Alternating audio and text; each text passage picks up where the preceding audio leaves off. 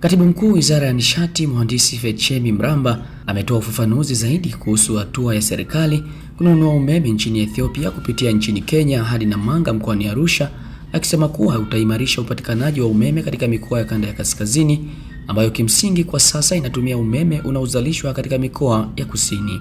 Akizungumza na waandishi wa habari Machi 10, 2025 jijini Dar es Salaam, Mhandisi Mramba amesema ununuzi wa umeme kutoka nchi jirani haimaanishi kuwa nchi hiyo iko katika changamoto ya upungufu wa umeme, kwa kuwa mpaka sasa Tanzania inazalisha umeme wa kutosha ambao ni takribani megawati 3796. Amefafanua kuwa hatua hii ina faida kwa pande zote mbili, kwa kuwa njia itakayotumiwa kununua umeme nchini Ethiopia ndio hiyo hiyo itakayotumiwa kuuza umeme kwa nchi zenye uhitaji. Aidha, amesema kuwa Tanzania inaendelea na ujenzi wa njia za kusafirisha umeme kutoka Tanzania kwenda Zambia, ambapo kukamilika kwa mradi huo kutatoa fursa kwa Tanzania kuuza umeme kwa nchi za kusini mwa Afrika. Elia Jackson Lupembe, hii ni News Update Media. Nitoe mambo mawili. Kwanza nitoe elimu na pili nitoe ufafanuzi juu ya jambo hili. Hilo jambo la kwanza. La pili, katika elimu na ufafanuzi ninaotoa nitajikita zaidi kwenye utaalamu. Nitatoa elimu na ufafanuzi wa kitaalamu zaidi. Lakini maelezo yaliyotolewa na msemaji mkuu wa serikali yako sawa. Na kwa sababu hiyo nadhani nitatoa elimu na kwenye baadhi ya maeneo nitatoa ufafanuzi. Kiswahili wanasema bakaa au ziada ya ukichukua uzalishaji na matumizi utaona tuna umeme mwingi ambao tunao wa ziada. Kwa hiyo hatusemi kwamba tunachukua umeme kule kaskazini kwa sababu nchi ina upungufu wa umeme, hapana. Ndio maana nimesema maelezo yangu yatajikita zaidi kwenye utaalamu. Hilo ni jambo la kwanza muhimu. Pili, umeme tunaozungumza kwamba tunataka kuchukua katika mkoa wa Arusha ni umeme kidogo sana. Yaani umeme tunasema tunataka kuuingiza Arusha kutoka nje sio mwingi, ni kidogo. Ni megawati 100. Kumbuka nimesema uzalishaji wetu ni megawati ngapi? 3796, karibu 4000.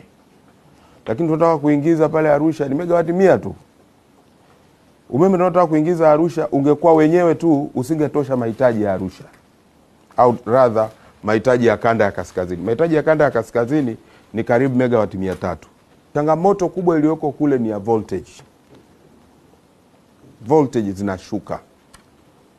Kwa hiyo voltage zinakuwa chini kuliko zinavyopaswa. Ni kwamba umeme upo lakini voltage iko ndogo.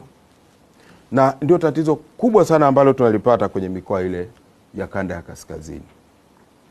Sasa kinachofanya volti ziwe ndogo ni kwamba kuanzia pale umeme unapotokea mpaka unapofika kwa mtumiaji, endapo umbali ni mrefu sana, njiani kuna ile voltage zinakuwa zinapotea, zinapungua. Mpaka zinapofika zinakuwa zimepungua kwa kiasi fulani.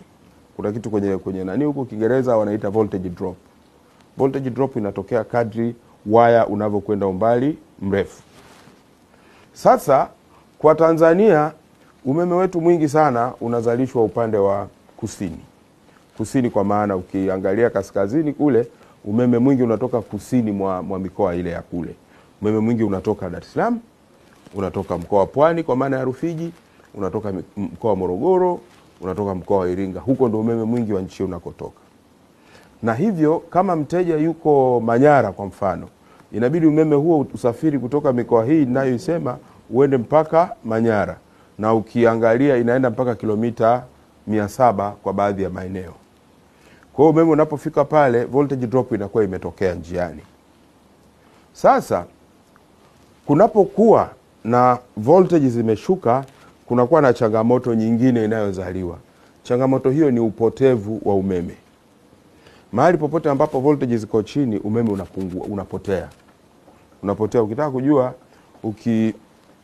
ukituma megawati 100 kutokea hapo ulipo utuma, kama ni Dar es Salaam au ni wapi, tuseme ni kutokea pale Chalinze, ukaachia megawati 100 zielekee Arusha au zielekee Manyara au Kilimanjaro, zitakazoenda kufika kule zitakuwa ni pungufu ya 100, zitapotea njiani.